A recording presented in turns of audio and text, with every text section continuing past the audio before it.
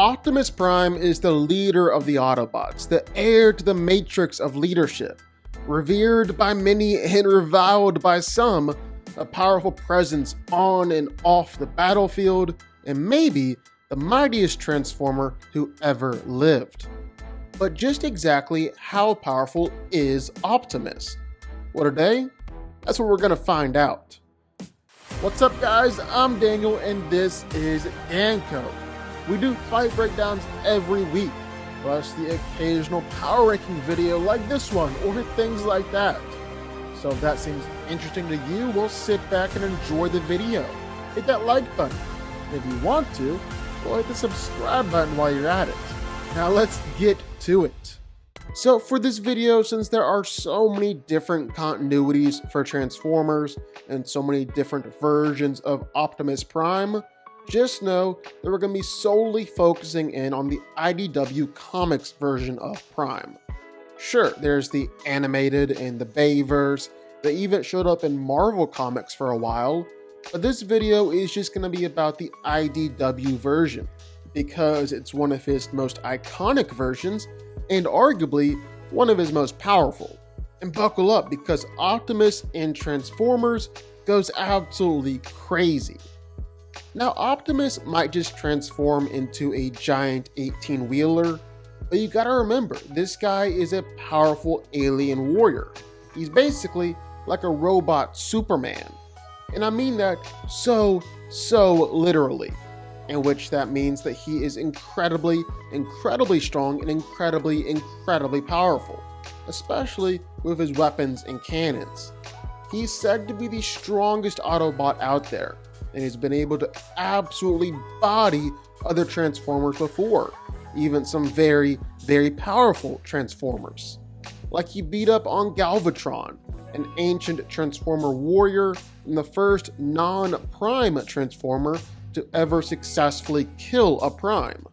He's always been at least equal to, but usually superior to, Megatron.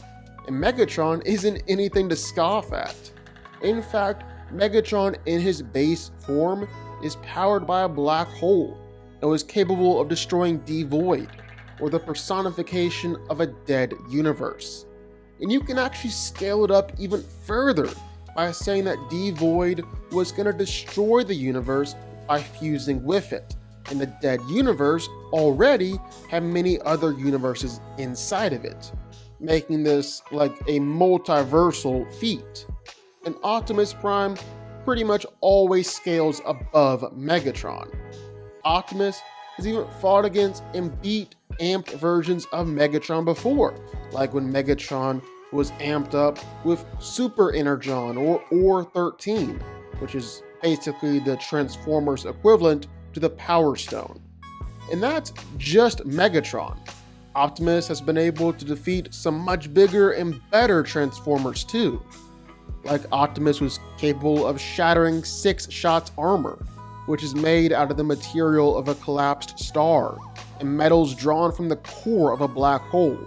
So easily some of the strongest, toughest material in the known universe, and Optimus can shatter it with his bare hands. He was able to defeat Thunderwing, a Decepticon who was known as a threat to the universe, and was capable of sending out waves of destruction across the universe. And again, Optimus beat him all by himself. He beat Nova Prime, or Nemesis Prime, who after being sucked into the dead universe was chosen to be the host for the Darkness, an otherworldly counterpart of the Matrix of Leadership, which worked by transforming the inhabitants of the dead universe into undead wielders of the anti-life.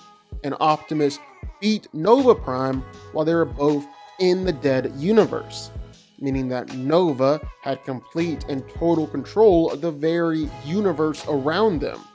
And Optimus still beat him. And just to give you a little bit more context here, Nova Prime was threatening to merge all the universes into one, meaning that he's arguably a multiversal threat. So that makes Optimus defeating a multiversal threat on his own, and clearly scaling above Megatron too, who's able to defeat universal or multiversal threats himself. Plus, Optimus Prime has even defeated the Elder God Cthulhu in a Transformers Lovecraft crossover, and Cthulhu is another universal being. So just another universal being that Optimus has put down.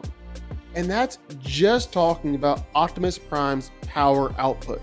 It's not even mentioning just how absolutely durable this guy is. He's an absolute tank.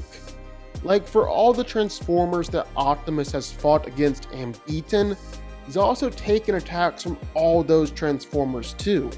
He took numerous blasts from Nova Prime, who at the time was also empowered by D-Void, who we've already explained earlier. And Optimus just went on to survive all those blasts. He's taken blasts from Galvatron, someone who's powerful enough to kill Nexus Prime, one of the original Transformers.